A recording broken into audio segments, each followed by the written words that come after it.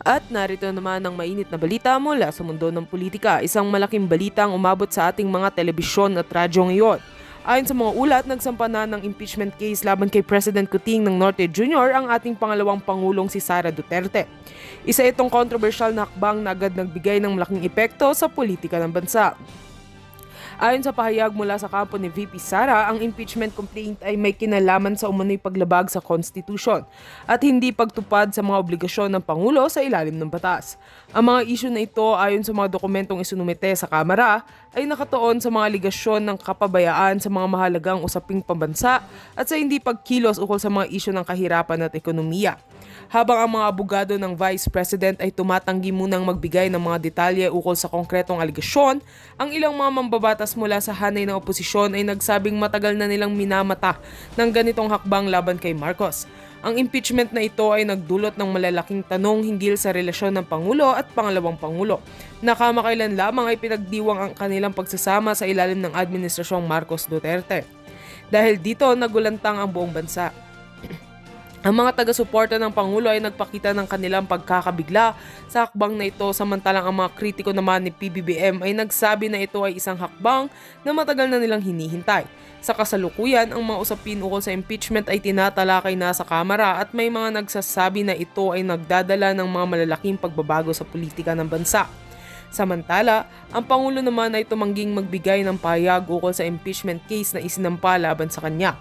Ayon sa mga kasamahan ng Pangulo sa administrasyon, nagpatuloy si Marcos sa kanyang mga trabaho at proyekto para sa kapakanan ng bansa.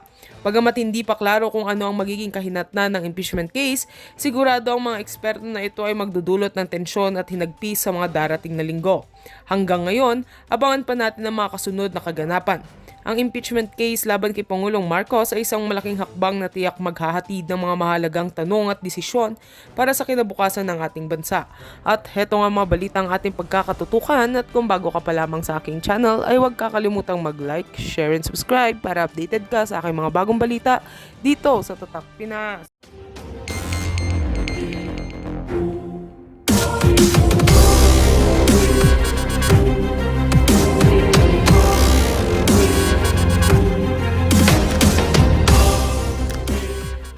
Kanyang utos ni Tamba, ayaw daw nilang tantanan si Inday Sara.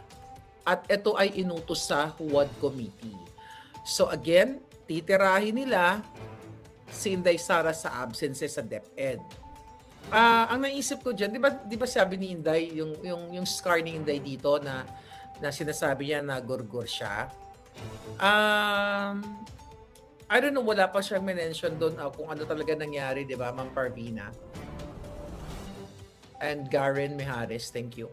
Wala pa siyang, pero by just, assessing it, hindi ko naman alam kung ano talaga yung nangyari kay Inday dito.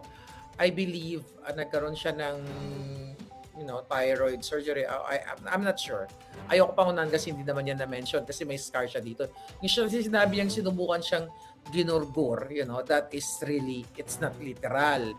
Pero I believe, dahil nga syempre kung inoperahan si Inday, kung may nagkaroon siya ng operation, during that time, mayroong recuperation period. So, tingin ko yun yung titirahin nila kay Inday kasi nga, ayon sa ating source, Vice President Inday Sara, nahawak nila yung iyong attendance. At mga putang inang ito, wala na talagang magawa sa buhay.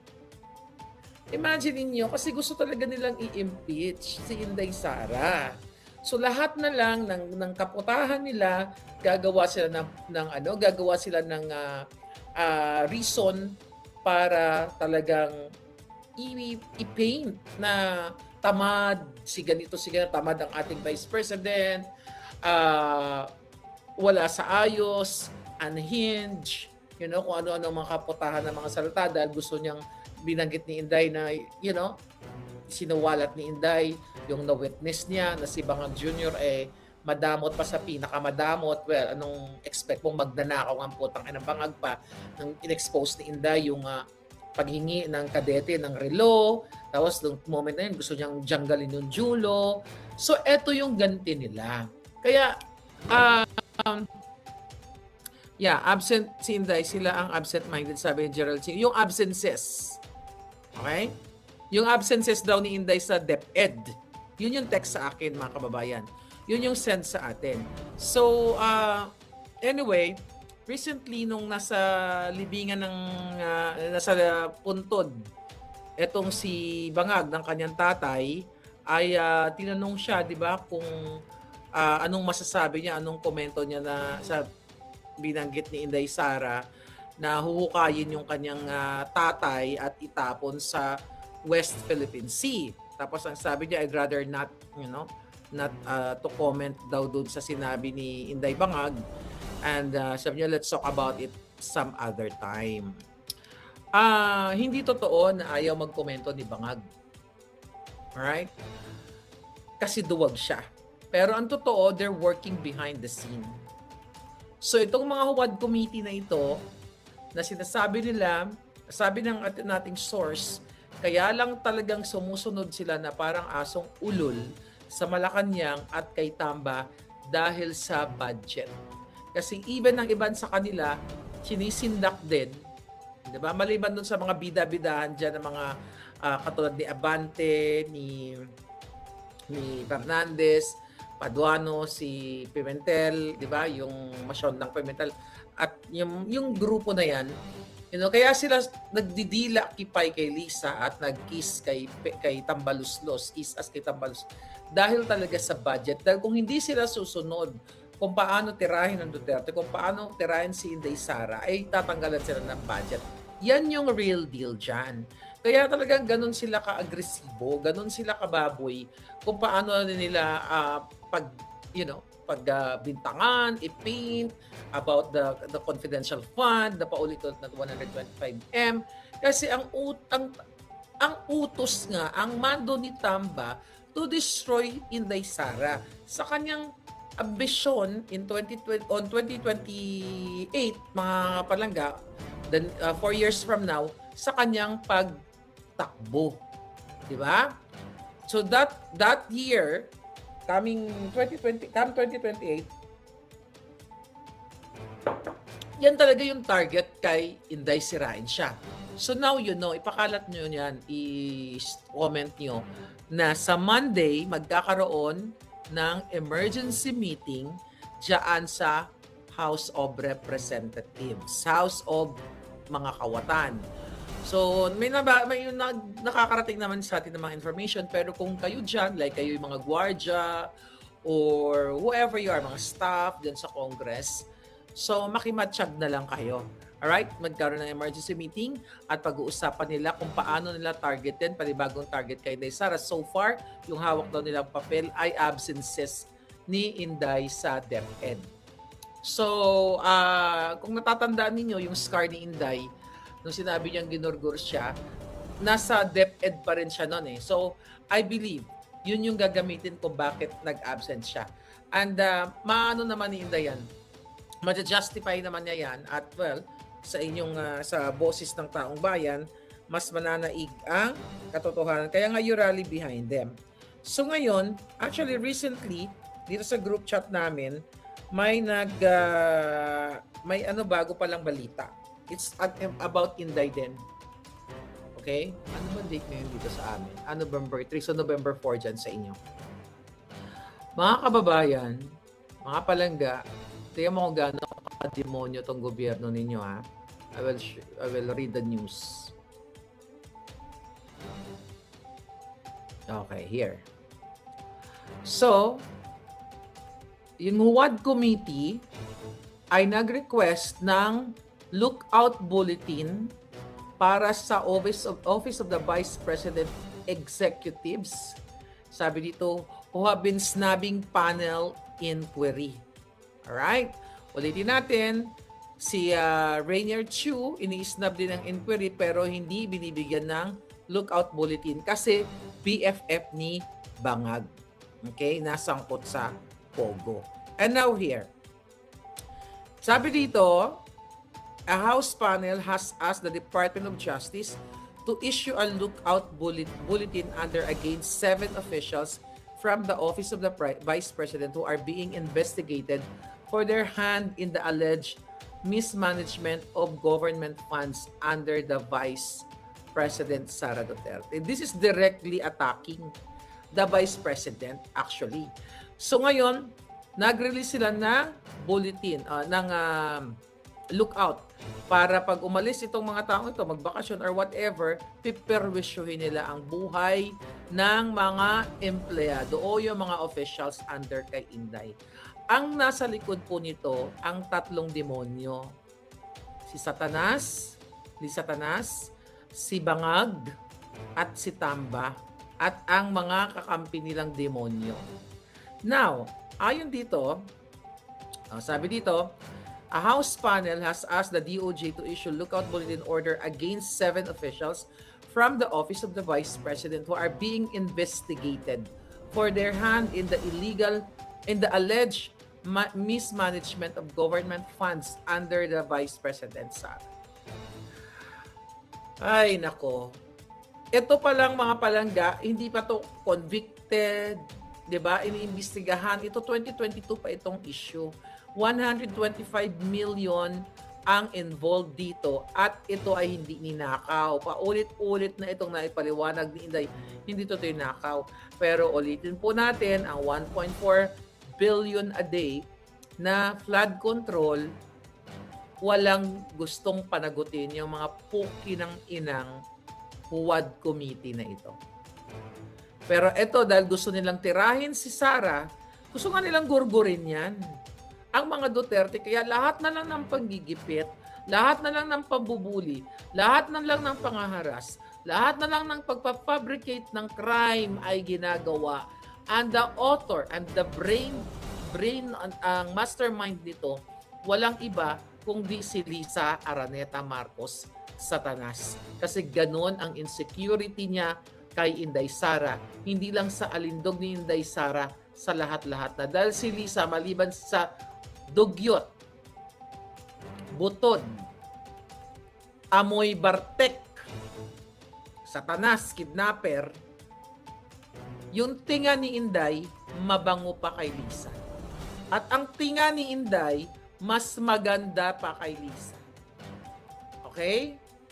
Pati yata, kaloob-looban ni Inday, yung mga organs ni Inday, maganda pa kay Lisa Tanas.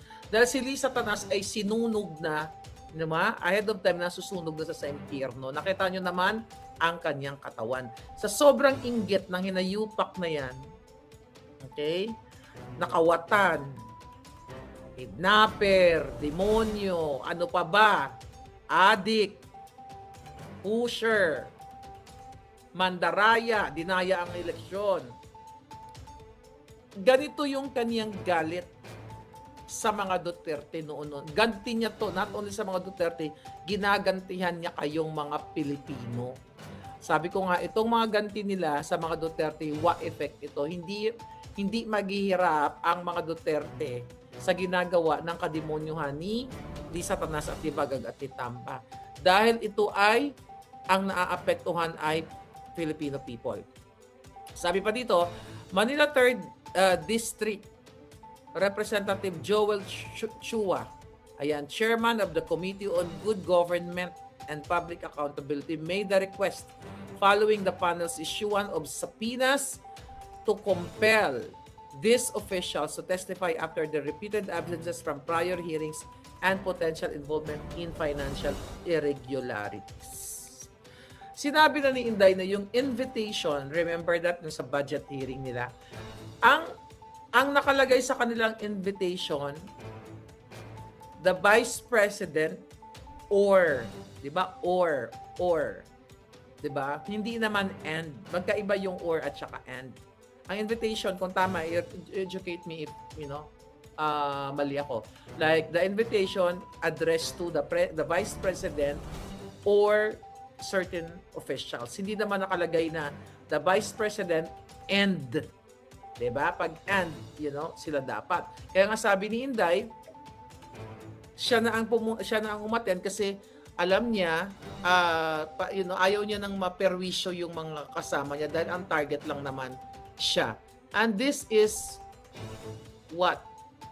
Direct, ang target talaga nito actually hindi yung mga officials si Inday Sara talaga, si Vice President Inday Sara talaga ang kanilang target. Here, sabi dito, no showing that Chua panels hearing are OVP Chief of Staff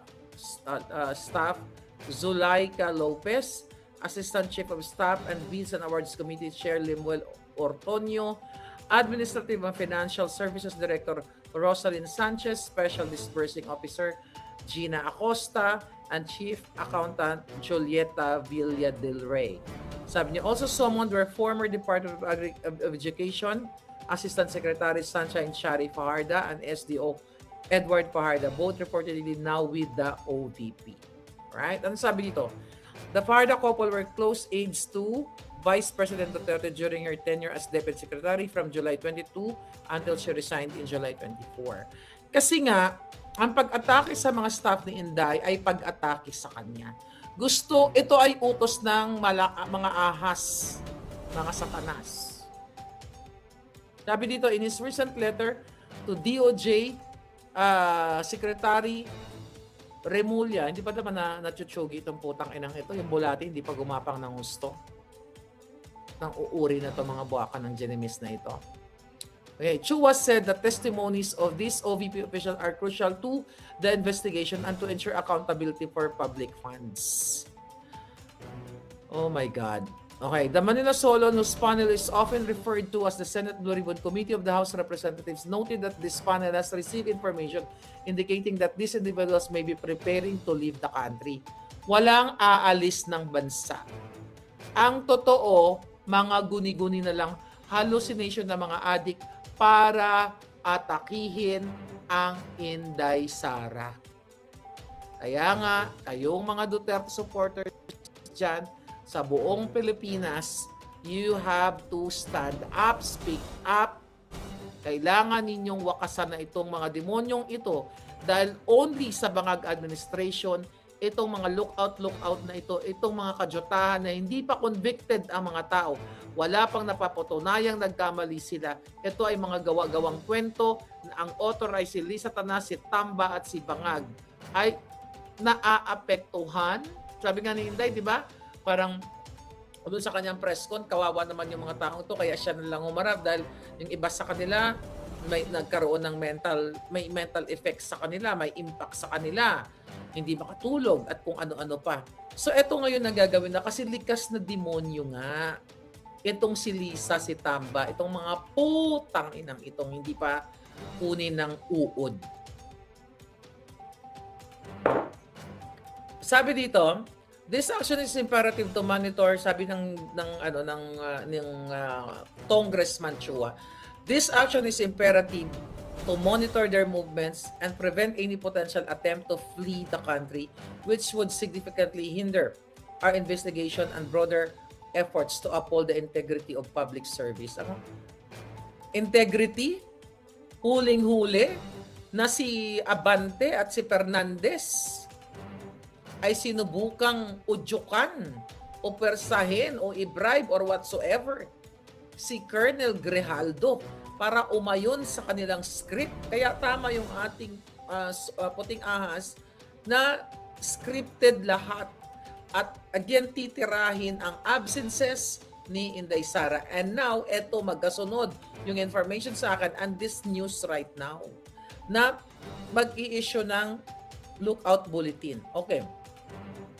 Sabi ng mga demonyo na congressman, ito pa sabi niya, Chua, COA disallowed over 73 million of the 125 million in confidential funds allocated to the OVP in 2022, amounting to nearly 60% of the total. Pinaliwanag na yan. I forgot kung si Attorney Vic Rodriguez pa, Attorney Glenn Chong, o si Attorney Harry Roque ang nagpaliwanag na pag sinabi mong disallowed, ibig sabihin yan ay what? Hindi ibig sabihin yan ninakaw. Pinagsasubmit ng mga documentation para makita, yung award, yung amount na yan, kung magtali ba, mag-match ba doon sa declaration at doon sa mga kung saan napunta, mga items kung saan napunta etong perang ito. Pero dahil nga ito'y 2022 pa ito, at gusto ni Inday Sarang, naisip ni Inday na sana janggalin ang julo ni Bangag at hukayin ang kanilang tatay, eto ngayon ang ganti ni Bangag na i-issue ang lookout bulletin, magkakasabwat ito. Etong tsuwa na ito at itong DOJ, tandaan mo, at itong Bangag magkakasabwat para sirain, guluhin, tamnan ang mga inosente o kawawang mga officials o mga tao ni Inday Sara. Kung pwede nga lang kayo pagugurgurin isa-isa, gugurgurin na kayo niyan. Darating ang panahon pag hindi kayo umaklas ng speak up, mga kababayan. Pag hindi kayo nanindigan para sa inyong kapakanan, sa inyong bayan, one day, gaganunin na kayo isa-isa niyan patalikod. Demonyo ang presidente ninyo. Akala mo bait-baitan, pero araw-araw, minuto, sigu-segundo, pinapasok siya ng demonyo. Dahil siya ay ang kanyang utak, silang dalawang mag-asawa, sila dyan sa loob ng Malacanang, demonyo na ang nagpapatakbo sa inyo. Kasi hindi ito gawain ng taong may puso. Ang tirahin ng tirahin, ang mga opisyal dito sa 125 million na fund na confidential fund na naipaliwanag na sa Supreme Court na sinasagot na ng Office of the Vice President, pero paulit-ulit na nilalabas sa media dahil ang karamihang media ay bayad para ilagay sa i-highlight lagi ay Sara, 125 million. Umalma si Sara. Umalma si Inday na ipagugurgur niya. Ikaw, Martin, putang ina ka. Na tumanggap ng bribe. I'm not gonna say anything right now. Baka makapaghanda ang pukin ng inang tambaluslos na yan. Ikaw, nasa korte ka ng Delaware ang pangalan mo na tumanggap ka ng bribe galing sa Okada, Manila na dapat nga ngayon binibitay ka na kung may bitay ang Pilipinas. Kapag ikaw ay nilitis at ipinakita ang mga ebidensya at nakonvict ka at may gitay ang Pilipinas sa mga korap na katulad nyo, dapat nga inuuod na kayong mga hayop kayo. Sabi dito ng mga hinayupak, even more alarming, COA reported that this amount was spent within just 11 days from December 21 to 31, averaging over 11 million per day. Ulitin natin, itong just 11 days, binibilog na naman ang utak ng Pilipino. How come na hindi gastusin itong perang ito? Dahil December 21, binigay galing mismo sa opisina ni Bangag at si Bangag ang nagbigay nitong confidential fund dato sa opisina, di ba? Sa opisina ni Inday Sara. So natural, meron na lang 11 calendar days ang 2022. Kasi di ba ang budget, you have to spend it yearly. Tapos sinasabi dito, within just 11 days. The target of this news, and maaring itong balitang, itong mga nagbabalita dito, itong mga media na ito, dito tayo, bayad na ito, nasungal-ngalan na mga kipay nila galing sa pera ng bayan. So ito na naman, hinuhukay na naman nila ang 125 million confidential funds ni Inday para mag-issue ng lookout bulletin sa mga, kawawang mga opisyal na nagtatrabaho lamang. Pero again, tahimik ang mga jutang ginimis sa 1.4 billion a day na flood control na there's no such thing as flood control. Kaya nangamatay po kayo sa Bicol, sa Calabar Zone at almost 10 million people or maybe families, di ba? Ang nalubog ngayon na hindi binibigay sa inyo ang mga aid galing sa UAE, galing sa Taiwan, galing sa Japan, di ba? Na cash aid na supposedly pangbili nyo ng pako, plywood, 2x2, kung ano-ano pa. Ang binibigay sa inyo ay niripak na sardinas, 2 kilong bigas o 3 kilo noodles. Pero ang multi-million na binibigay ng USAID, ng EU at iba pang mga bansa ayaw ibigay sa inyo. Again, and also yung 1.4 billion flood control money, and also another multi-billion pesos na nakalaan talaga dyan sa Bicol region at dyan sa Calabarzon na ni isang flood control wala kayong nakita. Kaya yun, binaha kayo. Pero itong 125 million, mga palangga ni Inday Sara in 2022, ayaw tigilan nitong mga hinayupak na to sa Congress.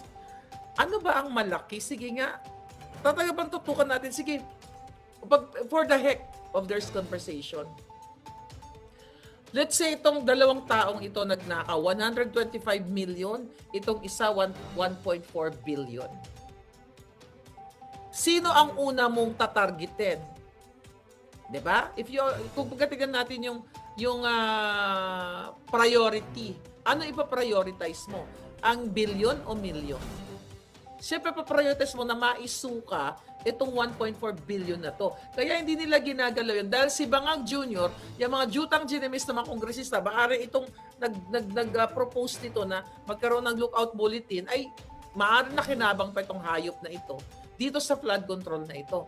Kaya nga, magsalita na kayo, mga kabalangga, mga kababayan, kayong mga binaha, pumunta na kayo sa kalsada at ipakita nyo na tama na, sokang-soka na kayo sa mga demonyo sa Congress at Senate.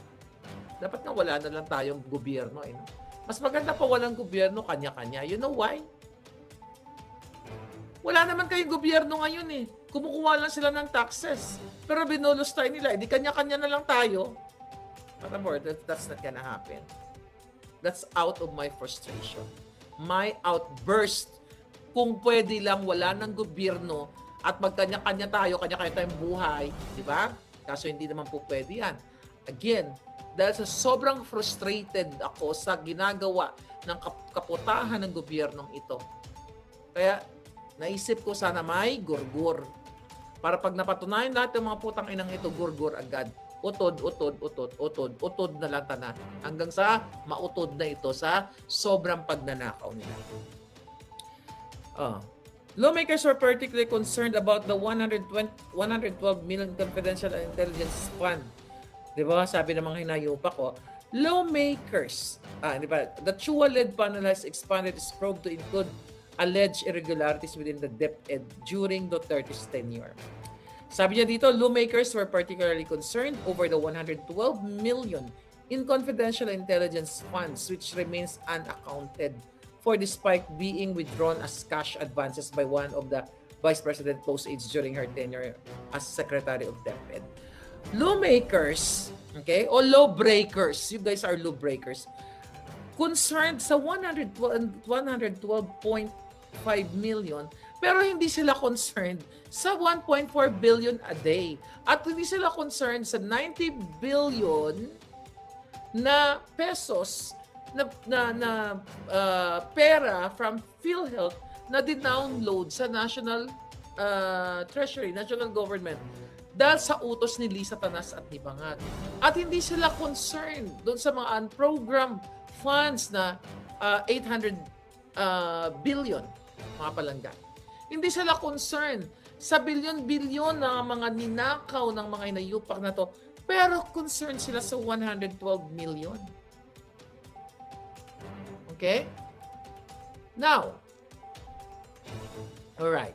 Sobrang inggit talaga ito kay Inday Sara. Kaya naman, kasi sobrang lakas ng Duterte. Tignan nyo ngayon, yung may bago akong senior dyan, coming from, dyan sa Boljak, yung from Amor Powers. Amor Powers daw siya eh. Yung, yung inayos siya yung mga videos kung paano niya nilapa ni Pangulong Duterte si Risa Virus at yung mga ulol dun sa Congress, di ba? Ay, sa Senate, di ba? So dahil nga yung tao, gising nakikita mo 15,000 shares, millions of people love that video, likes, love, share. Kaya eto ngayon, nakikita nila Bangag, hindi sa Tanas, kasi yung sa kanila, puro trolls. Okay, puro trolls yung nagla-like sa kanila lahat. Mamaya pakita natin. Now, sabi dito, okay, the funds in question were withdrawn through, hindi ko na ito babasahin kasi ito puro kadyutahan lang naman to. Puro paninira lang ito kay Inday Sara. Pero ang one thing na malinaw, mga kababayan, okay, ay titirahin na naman o tinitira na naman si Inday Sara. Ang pinakapamalaman ninyo ngayon ay yung absences. Abangan nyo yan para, ayaw din nila baguhin yung script kasi in-expose na natin dito. Sabihin ng tangin na sila naman nag-chuchu kay Maharlika. Absences ang ititira kay Inday. Ay, pakita natin itong kaputahan ni Lisa Tanas. O, tingnan mo, inedit na naman yung kanyang katawan, no? Putang ina. Buto na, oh. Buto na ang Satanas. O, buto na siya. O, inedit na naman yung kanyang gurugurong, kilikiling, parang corduroy. Aba, pinlansya na naman yung pagmumukha niya. O, tingnan natin ang mga nag-comment dito. O, di ba? Ang nag-comment dito, puro trolls. Ayan, happy Sunday, madam. O, tingnan mo yung nagko-comment sa kanya, oh. 2 likes. Diyan na pupunta ang pera ninyo. Tingnan mo yan, ha. Sabi ng troll, happy Sunday, madam.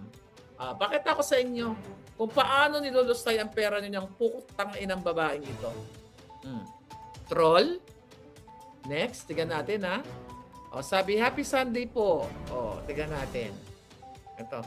Daily life. Sabi ni daily life, tignan natin. Tignan natin kung ilan ang followers. 13. Yan, mga trolls yan. Tigti 20,000 yan.